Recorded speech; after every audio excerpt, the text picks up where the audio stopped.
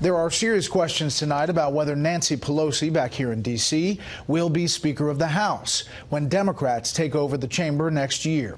Pelosi does not yet have a visible challenger. Most expect her to get the gavel again. But Pelosi does have a group of Democrats firmly against her return to the top spot.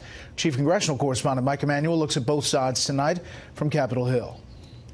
I intend to win the speakership with Democratic votes. But there are signs it certainly won't be easy. Fox has confirmed at least 17 Democrats, some incumbents, others newly elected, have signed on to a letter saying they won't support Pelosi for Speaker. Pelosi hinted at sexism, noting 14 are men. I enjoy a tremendous amount of support from the women in our caucus, from the new members who are women in our caucus, and so I get the upside, I think, of being a woman. You'd have to ask them.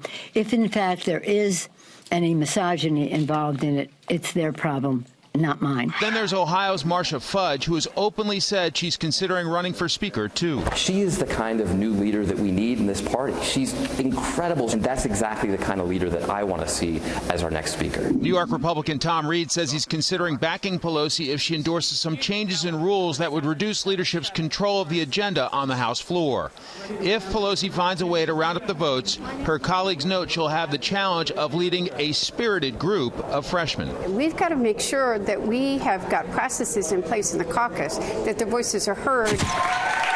And they are vocal. Congresswoman-elect Alexandria Ocasio-Cortez participated in a protest in Pelosi's office on her first day of orientation. She's pushing for a Green New Deal and wants to work toward the goal of 100% renewable energy.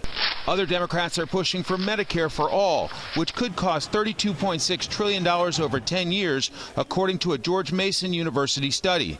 And there are those, including a likely committee chair, who have called for impeaching President Trump. Impeach 45! A new member of the House GOP leadership says keeping Democrats unified is not going to be easy. I'm sure that Minority Leader Pelosi likes the new energy that's coming in. The problem is most of that energy happens to be socialist. So that's certainly not a recipe for success for the nation or certainly for her party. So far, the only member of Democratic leadership with a declared challenger is South Carolina Congressman Jim Clyburn. Some African-American members are taking offense, noting no one has officially stepped up to challenge Pelosi or whip Steny Hoyer. Some Democrats predict it is going to get ugly. Brett? We'll see. Mike Emanuel live on the Hill. Mike, thanks.